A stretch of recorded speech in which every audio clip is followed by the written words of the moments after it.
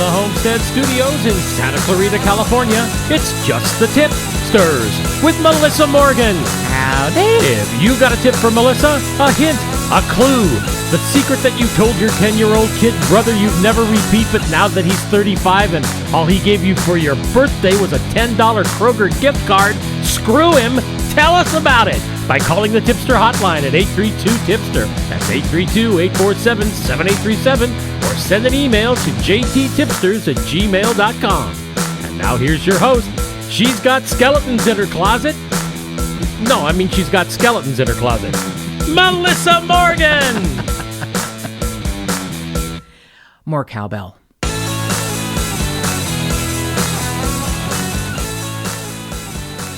What's it to you, nosy? Nothing to me. Perhaps those are helpful for anatomy. I'm just worried about the cops when they come No, you're calling, not. you know? No, you're not. You're not at all. When Officer Friendly knocks on the door. I also have that skeleton. You can take the organs out of it. I got it at the body exhibit. That's on my desk, though. Forgot about that.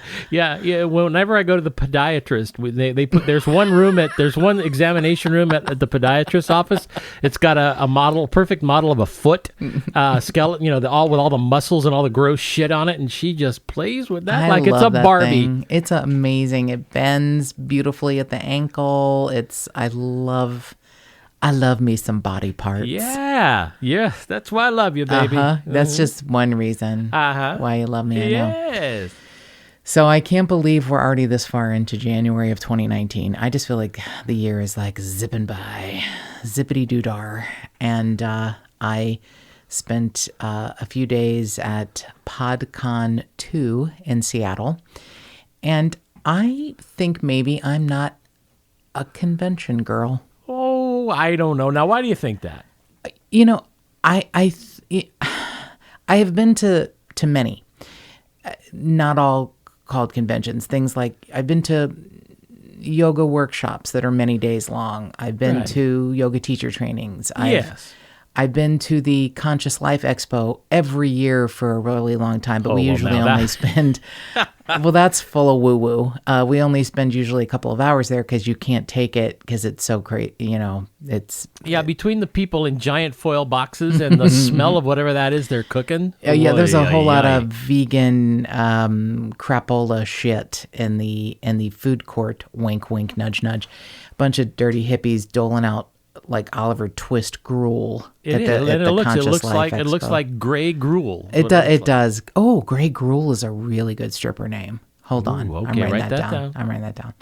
So I just felt like I didn't fit in at all. I went and was so excited to go to my first podcast convention, and I just feel like maybe I didn't. You know, there's a lot of other things going on in our lives, my life and producer Mark's life, and maybe I just wasn't concentrating enough. I don't know, but it was there was a lot of cosplay, and I'm like, I don't understand. See, I don't think that's a normal thing for a podcast conference. I really don't. No, I was overwhelmed by the number of druids and elves and fairies and people of non-conforming gender variant who wore rubber ears, and when they stood up to ask a question at a Q&A session, said my preferred pronoun is she, her. Okay, well, so I'm like, here's dumb old Melissa sitting there like, what the fuck's happening? I'm not sure. Well, the gender identity thing that's one thing, but it's the druid elf. Look, there was one girl. I somebody actually wants to be called she, her. Okay, that's fine. But the druid. I have a feeling that if we check, there's probably one really popular podcast that was at this thing that features that like. Au contraire, my friend. I would agree with you because it's not a thing I am all into.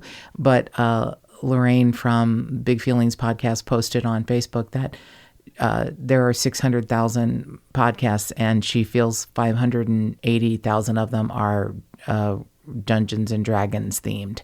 And she may be right, because there were a lot of wizardy hats and pointy. There was one girl whose elf ears were a work of art, and she had a elfy robe on or whatever. But I actually approached her and said, "Your ears are magnificent," and she said, "Oh, the woman who put them on me at a Ren fair or something used latex makeup," and she said, "And I don't have that," but she blended the makeup and the rubber ear or latex ear to her own ear flawlessly. I mean, if I didn't know better, I would think that an elf had found their way to Seattle and was living amongst the rest of us with round ears. Well, you never know. But it could happen. But listen, I want everybody in the audience to write to Melissa, either call the hotline at 832-TIPSTER or send her an email to jttipsters@gmail.com and encourage her to go to more podcast conventions. Stop it. Because I know that there's all kinds of podcast conventions, and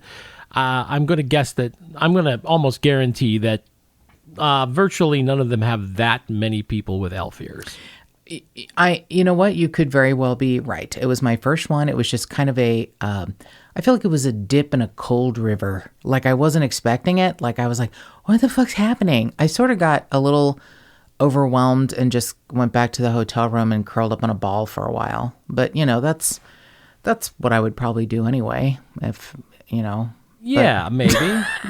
Kind of. But, Right. You got to see Lorraine and Ginger. I did. It was such a joy to meet those two girls. They're just such special creatures, and they have the most perfect, beautiful round ears that are not pointed. They have gorgeous ears, and they both have beautiful eyes, and even more importantly, just, flawless souls. They're just great girls, amazing girls, and wonderful podcasters, and easy to fall in love with. They're great girls. But yeah, I just felt sort of like, I'm not sure it's happening. I don't like it here. So I'm sure there are other, podcast conventions, yes, to check out, but I'm like, and I'm going to make you go. I'm going to pack my elf ears if I go. Well, just have them as a backup. As a backup. Yeah.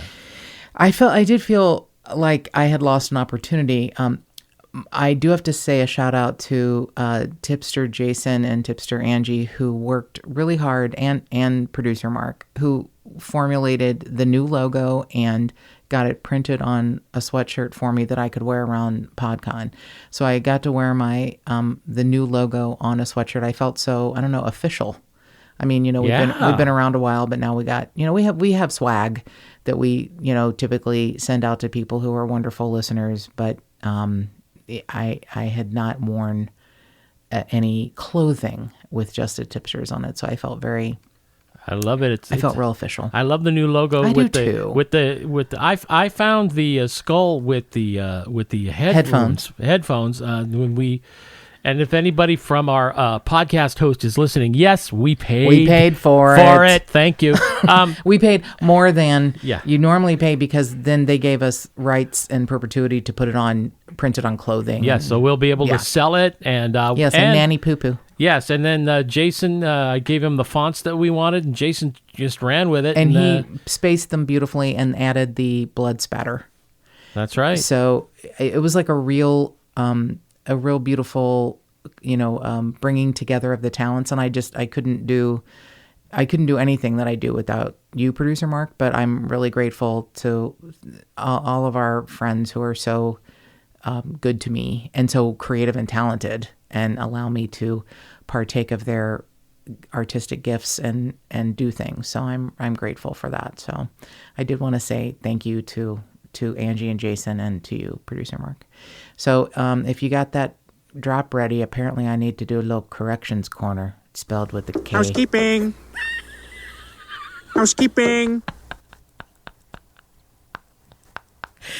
Need to do a little housekeeping. Please do. I'm going to sweep up right now. I'm sweeping up. I'm emptying the garbage cans. I'm picking up the condoms from the floor, whatever you people do in your room there. Tipster Sherry brought to my attention, because I kept saying Dr. James Fallon's book, The Psychopath Next Door, which I am excited and hoping that we will actually get to speak with him later in the year. He is in the Sahara on a many-month mission right now, studying the brains and neurology of those who live in a desert environment, He is such a fascinating man. But I kept calling his book The Psychopath Next Door. And there's a book called The Sociopath Next Door, not written by him. His book is called The Psychopath Inside. And that is about him discovering his own psychopathy after spending, spoiler alert, I just ruined it for you, except that the title tells you what. It's a fascinating book, and he's just such an awesome human being. For a psychopath, he's a really cool dude, and a neurologist. So if you have any interest in that, it's such a great read, and he's a fascinating dude, and I really hope that we do get to speak to him. His people have been really good to me and letting me know his every move. Apparently he gets only email access once a month while he's doing this research study in the Sahara. So looks like maybe later in the spring we'll get an opportunity to speak with him, and he's just such a great guy. So this is the last episode of January, and what I wanted to do in 2019 was devote one episode a month to an unsolved crime or a missing person. And while this may feel like a reboot, a repeat, I'm horrified that we're coming up on the 2nd year anniversary of one of the inspirations for me starting this podcast, and that is Will Cierzan, who is missing. January 26th will be the 2nd anniversary of Will being gone. And I got to be honest, I didn't think we'd be sitting here 2 years later. I didn't think this would happen. I thought this would have been wrapped up and a conviction achieved, and we would have had a chance to grieve and mourn and move on. And we're still hanging in limbo. We are still hanging in limbo. So I'm going over this again, and I'm going to talk about this case again. And I know somebody saw something. I know somebody, more importantly, somebody knows something. Probably several peoples know something. And I don't know what it will take to get you to come forward. And if I did, I would find that magic spell and work it. But if anyone in the sound of my voice knows anything, I have numbers that you can call. You can always call us at 832-847-7837, 832-Tipster. You can email us, jttipsters@gmail.com. And I have numbers, a 1-800 Crime Stoppers number and the number for the LA County Sheriff's Department Homicide Division. So we're not looking at a missing person, really. We're looking to solve a homicide of a person whose body has not been found. So we're going to go back over some of the details, and if anything rings a bell, if you have any ideas, the police are asking for help now. They're saying, if anyone knows something, if anyone wants to say something, please let us know. And I will tell you that the lead detective on this case, Detective Ralph Hernandez, is probably more preoccupied now. Not that Will's case, he keeps saying we're still reviewing evidence, we're still blah, blah. And I'm sure they are. But when it's coming up on 2 years where someone is missing, and he has been, we live in Southern California. He has been handed the reopening of the Natalie Wood death. And while I doubt that they're going to convict anyone on that, I don't know that they're actually going to be able to do that. Yeah, I don't think you're going to, I don't think you're going to see Robert Wagner and Chris Walken in handcuffs anytime soon. I'm with you. I don't think so either. I don't exactly know what, apparently some statements from the boat captain have made them think they need to reopen it. So I'm going to guess Will Cierzan, sweet, kind man, family man, homebody from Santa Clarita, California, or Natalie Wood.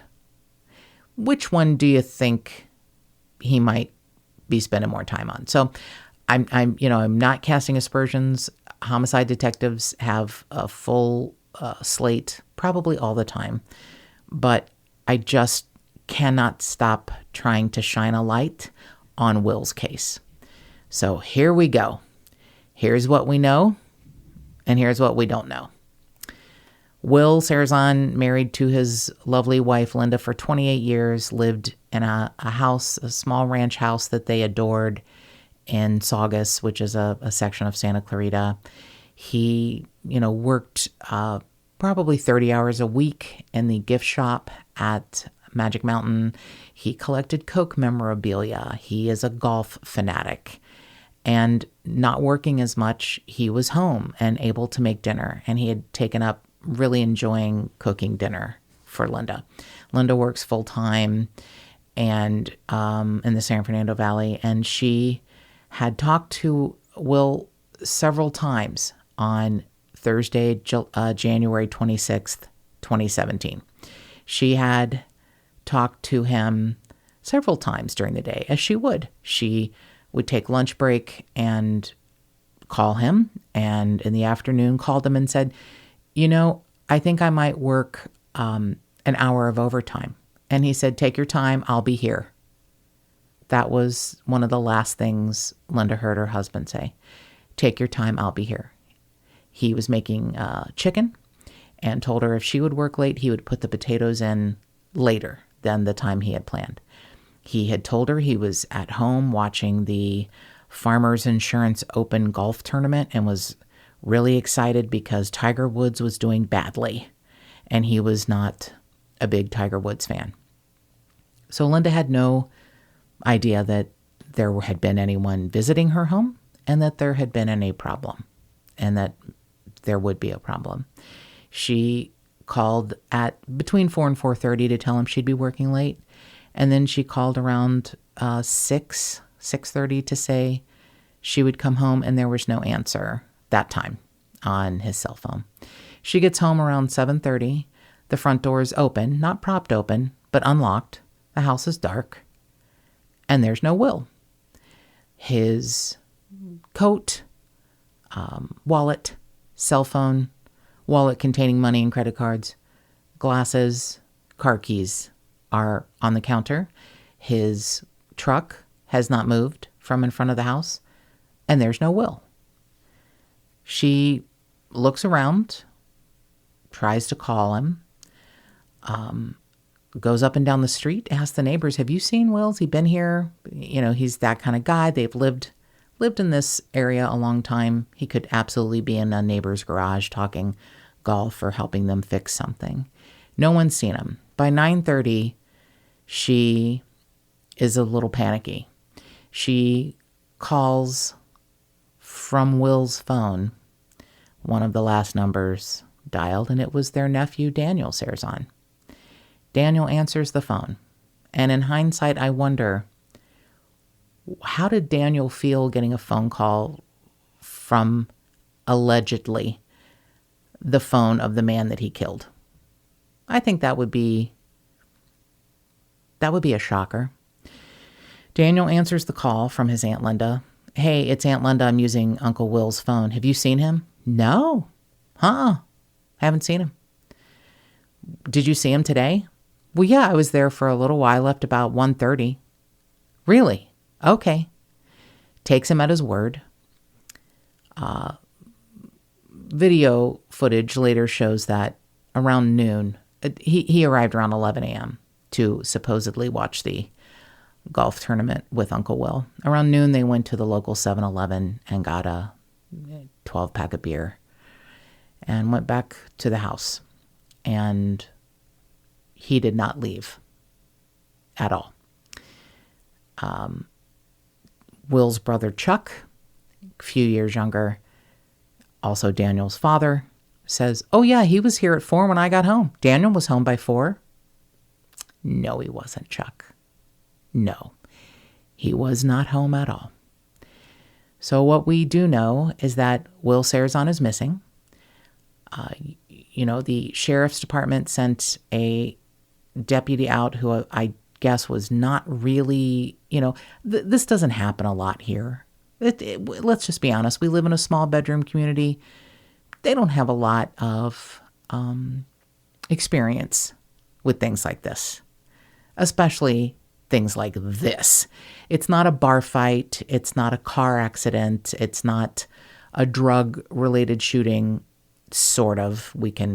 It may be adjacent. That may have been one of the reasons why Will is still missing, but it wouldn't be because of Will. It would be because of Daniel. The sheriff's deputy comes out and says, well, you're right. He isn't here. She even looked in the attic. This is the deputy. Mm-hmm. The deputy came out. You're right. By 11 p.m., she has said, you're right. He isn't here. She gets a call. She has to take another call. And she tells Linda, if he's not back in the morning, let us know. The following morning, Linda's sister shows up when he has not come home all night and says to Linda, what's this? Linda's sister sees blood spatter on the television in Will's man cave, where they were likely watching the golf tournament, and blood spatter behind the recliner that Will would have sat in. There is some blood attempt to be cleaned in the bathroom, and as we know now, there is blood evidence in the back of Daniel's SUV, but we'll get to that in a moment. So Linda's sister becomes a sheriff's deputy in 30 seconds because she does by default. Yeah, she does the job that they don't do. Linda has to, and this has been described to me as literally, go down to the sheriff's department in person and pound on the front counter. Pound with her, and she's a small woman. This is a small woman. Small in stature, small in weight. She is a tiny boned woman. She's extraordinarily strong, but it's an inner strength. It's certainly not, she's not a big, scary girl. Pounding on the counter, someone has to help me now. Come now to my home. This is not quite 24 hours later, but almost. They finally show up at the home, kick everyone out, and spend 6 hours with a forensics team. 6 hours. Crime scene tape, no one can get in, taking the blood samples, checking as much as they can, I guess, as much as you can.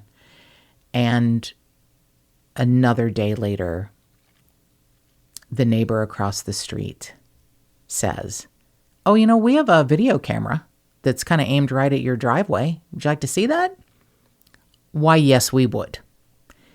And what the video camera shows is that Daniel's SUV, a very specific Toyota RAV4 with extremely expensive large tires, is parked in front of the house at 5:06. It pulls in front of the house and backs into the driveway. The back hatch opens. From there, you can't see what happens. And at 5:12, he comes out of the house, closes the hatch, and takes off quickly out of the driveway. So in 6 minutes, Will has either walked willingly and gotten in the back of Daniel's car bleeding, or Daniel has gotten his uncle, and these two men are similar builds, both about 5'8", 150 to 170. Neither big men, but he has somehow gotten his uncle into the back of his SUV bleeding because Will's blood is in the back of the SUV that has been impounded and is in evidence right now. And we know it's Will's blood, right? Yes, sir. Been positively identified as Will's blood that was behind the chair, on the face of the television, and in the back of Daniel's car. I just still can't believe he hasn't been arrested. Right. What Detective Hernandez says, why he's asking for help, we know an assault took place. And it took almost 5 months before they came out with it, before they came out with Daniel is a person of interest, the only person of interest, and Chuck Cierzan is the person of interest as far as covering up for his son. They're both on the radar. They're both being looked at. And yet, the DA maybe feels there isn't enough evidence. I don't. I know. It's so baffling. It is. That's a really great word. Frustrating. It's a really great word. So the video footage, the security video footage from across the street shows that Will never left the house in a normal way. No one else drove up. There's some talk about the verbiage that Detective Hernandez uses. No friends drove up. No one came to the door. So what it sounds like he's saying is no friends came up, but a family member did. So I'm not kidding. There's actually a debate about did he use the word no friends drove up to make it even more clear that the only person who backed into the driveway, opened his hatch, and left 6 minutes later was Daniel. The only person. And Will's truck is still in front of their house, where it is parked probably to this day. Oh, my God. It's heartbreaking. In the meantime, Linda's mother passed away about 5 months after Will disappeared. She has gone birthdays, anniversaries, and her biggest disappointment was Christmas of 2017, thinking he would be back. She was really wanting him to be back for the holidays. And he is not. And what breaks your heart is that on his birthday, May of 2017, Linda said, I know Daniel hurt Will. We know Daniel hurt Will. We know he knows something and won't say something. But Will is alive. I can feel it in my heart. And I believe Linda that Will is alive in her heart. Will is with her and always will be. But I don't share that sentiment with Linda. I don't think Daniel left Will alive, wandering somewhere or living in a homeless shelter because he has no memory. I don't think that Will is alive. But I am quite sure he is alive in Linda's heart. I know that to be true. I know that with every fiber of my being. Will never die. He is always in Linda's heart. So Daniel's SUV, unusual shape, particular kind of vehicle. Toyota RAV4 doesn't sound that big, but it's unique in that it has very large tires, perhaps to access off-road areas, and a shallow hood scoop. So it is unique in that way. If there's anyone who saw that SUV 2 years ago, January 26th, perhaps speeding down the street, going in a direction that wouldn't have led back to Daniel's house. Where he went, we don't know. Can't find any other footage of the car on the street. Don't know what happened after that, but we know he was home in the evening when his Aunt Linda called from his Uncle Will's phone and said, and I apologize, I'm calling it a Toyota RAV4. It's a Toyota 4Runner. When it's a large SUV with large tires that were specialty tires, not that's that a big SUV. Yeah, a 4Runner is a big SUV, and Will's blood is in the back. And when his Aunt Linda called him from his Uncle Will's phone, he's like, "No, I've been home. I don't know. I don't know where. No, I don't know where he is." Now, at the beginning of the investigation, both Daniel and Chuck were cooperative, quote unquote. They were both questioned and gave a statement about what happened. And a few hours after that, they both retained an attorney. And the heartbreaking part of that is that Daniel had been arrested twice before in 2014 Once in June, he was booked for felony possession of a controlled substance, which it's pretty well known it was meth. And then he was arrested 2.5 months later in August of 2014 for being under the influence of a controlled substance. And the 2 times that he had been arrested, he was helped to be bailed out by another uncle that he didn't have a chance to kill, who lived out of state, the oldest of the Cierzan children. There are 6 Cierzan children, and the oldest brother lives out of state, and in the past had given Chuck money to bail Daniel out. And Chuck did what he does, which is ask his family for help, and said, Danny's in trouble. He didn't bother to say, Danny's in trouble for killing our brother. This just makes my blood boil. It's the worst. It's one of the worst parts of this. Obviously, the worst part is that Will is still not home. But what he did, and got a retainer for both he and Daniel, and paid an attorney for a retainer. And when the brother found out that the retainer was not to get Daniel out of jail for drugs, but to cover an attorney to defend him against killing his own brother, he called the attorney's office and said, I want the money back. And the attorney said, we've already processed the credit card. We're not refunding it. Oh. So Will and Chuck's oldest brother has that on his head, that he has provided money for a retainer for his own brother and his nephew, who, for all intents and purposes, and allegedly has killed his brother, and for his other brother who has covered for his son. What are you supposed to say to that? I'm flabbergasted, and I still can't believe. So he's out on bail now, or is he's just? He's never been arrested. Never been arrested. But they can no longer speak to him. Oh my God! He gave the statement and said, "I left at 1:30." Well, that's it.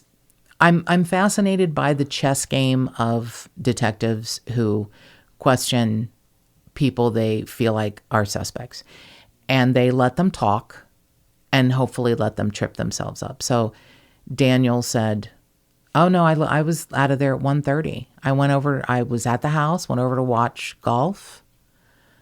After the blood spatter was found, Andrea, the sister who has been the most vocal of the Cierzan siblings, called Daniel and said, was everything okay? Did Uncle Will seem strange? Did he have a headache? Did he have a nosebleed? Did you guys get in a fight? No, nothing like that. Nothing. So Daniel is questioned separately from Chuck and says, I left at 1:30. No, I was home when my dad got home from work at 4. And Chuck, swore to it. And then they say, well, we know that's not true. We have a video of the neighbors across the street that shows you didn't move the whole day. You were there from 11 a.m. to 5:12.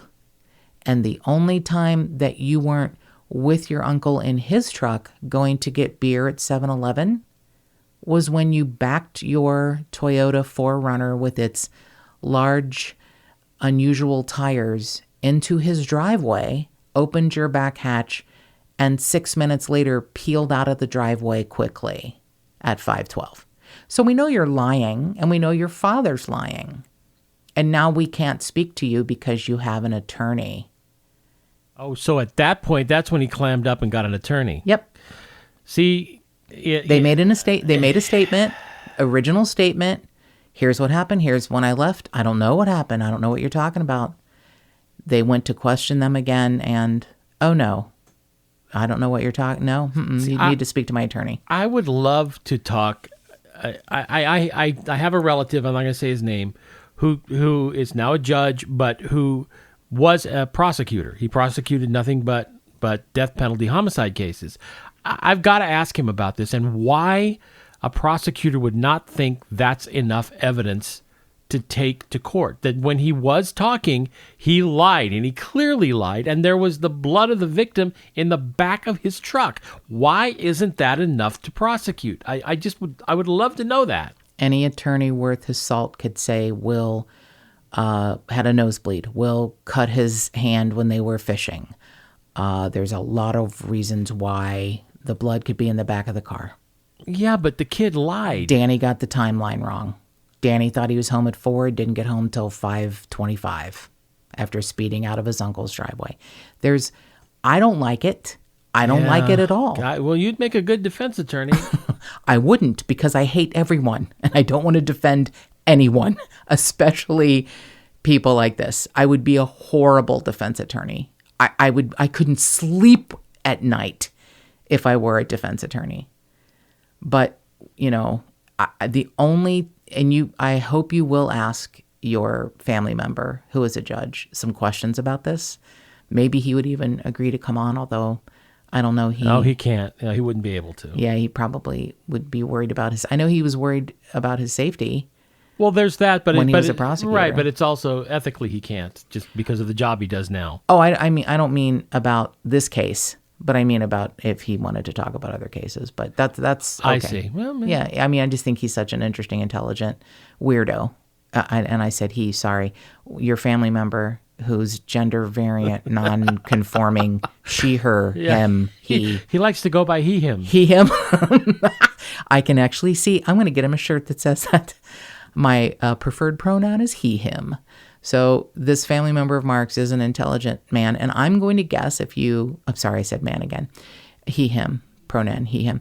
If you asked him, he would tell you that any prosecutor isn't going to bring a case to court that he doesn't think he's got a great shot of winning. Oh, of course. No, I got that. That's it. That's the only reason.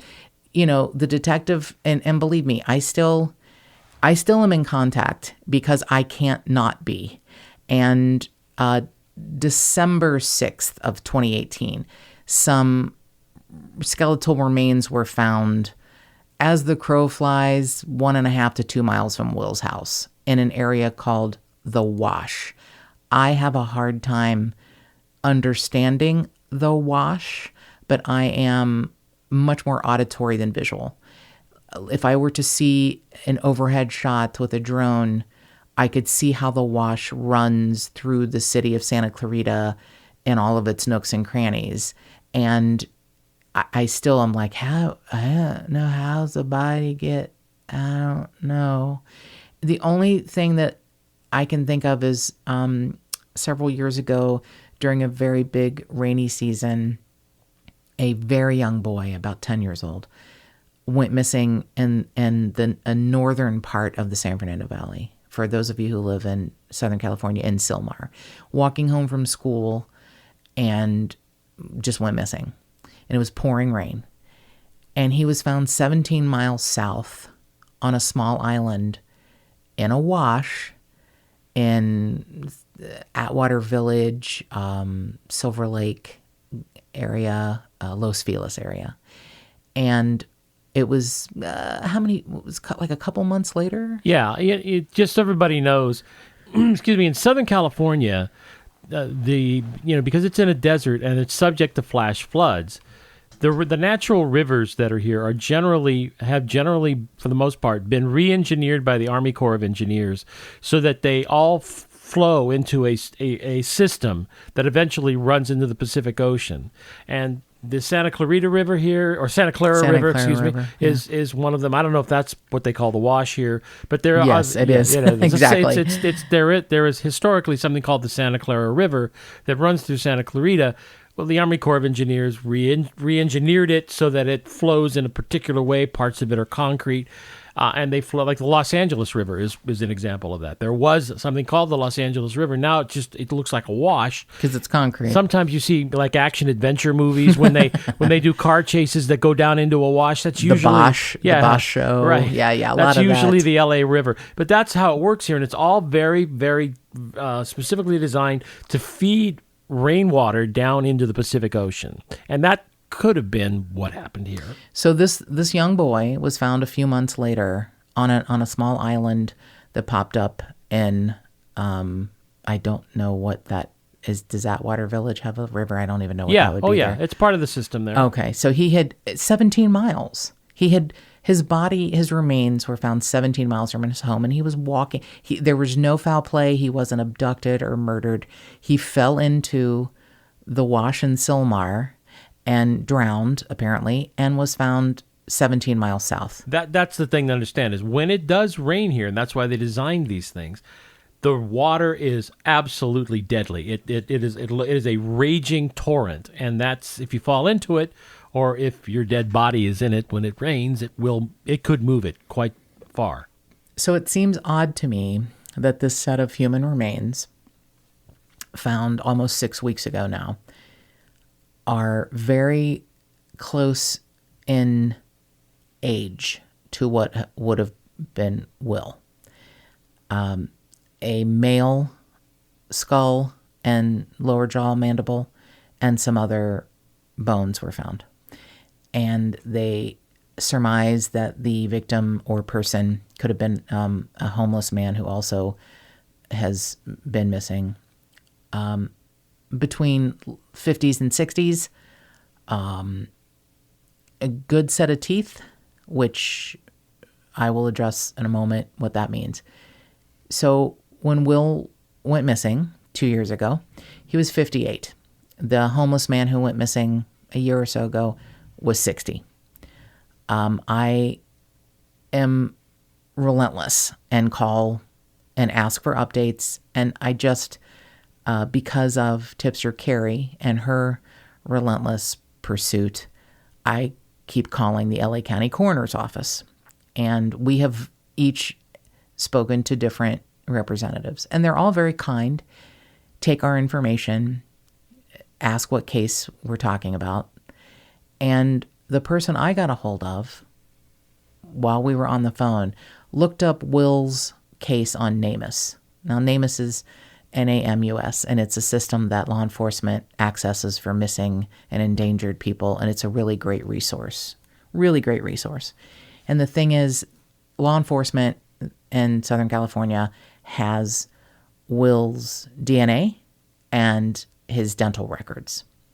Now, when I'm speaking to this very sweet person from the LA County Coroner's Office, and she's looking at Will's case, she has more access to the database than I do as a private citizen. So when I look up Will's case on NamUs, it has very general information, and it's still good to know.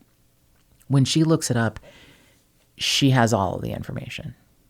So I tell her remains were found. At this point, I think it was 3 to 4 weeks ago, or 3 to 4 weeks after the remains were found. So I call her and say, look, these things shouldn't take this long. And can you just tell me if it's not him? You don't have to tell me if it's him, but can you tell me if it's not him? If you don't know who it is, but you know it isn't him? And she accessed his NamUs record while we were on the phone and said, oh, he's had extensive dental work. And I said, yes. And the way she said it, and I'm not drawing conclusions, but I am. I said, news reports said a skull and a lower mandible were found on a Wednesday, and 4 days later, some other bones were found like 100 yards away. Could have been drugged there by scavengers, could have been broken up by rushing water, like Mark had mentioned. And what they said was, the teeth are good.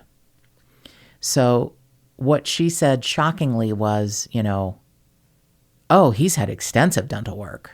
And I was like, yeah.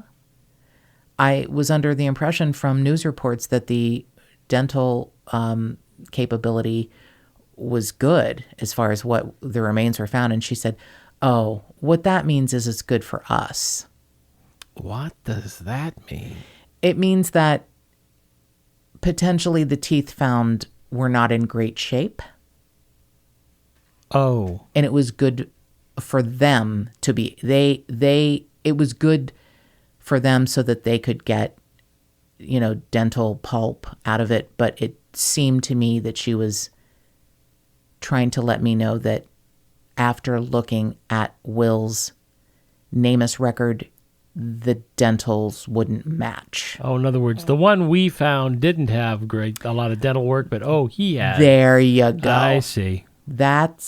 I could be reading into it, but the way she sounded resigned, like, oh, what that report meant. And it was from a police officer. That's what was in the paper. The dental that we found is, good teeth or something. And I thought it meant teeth that were in good shape, and they meant teeth that were good for them to be able to examine. It doesn't have to be someone who's had a lot of dental work. See, when I heard you say it just now, I thought that, he's had a lot of dental work, as if she's looking at the comparison between the skull and Will's she was dental records. The remains were on a table in the archaeologist's office. She didn't have access to the remains. But from what it sounded like, the teeth that were found were maybe not in great shape, and Will's teeth, he had seen a dentist regularly. Again, I could be reading into it. It just was, and here we are 3 more weeks after that, after promises of, we will call you. We would notify the family first, but you have shown interest. We'll let you know. Oh, sure you will. So I guess I'll be calling again tomorrow. Yeah. So I don't know what else I need to say, but I just want to keep this case in the forefront of anyone who's listening. And the mysterious circumstances of the disappearance of Will Cierzan is going to be in the forefront of my mind until we know something. And if you have any information, you can call the detectives at 323-890-5500, Crime Stoppers 800-222-8477. There's now a $20,000 reward. You can call us. You can call anyone. And if you know something, say something. And more cowbell.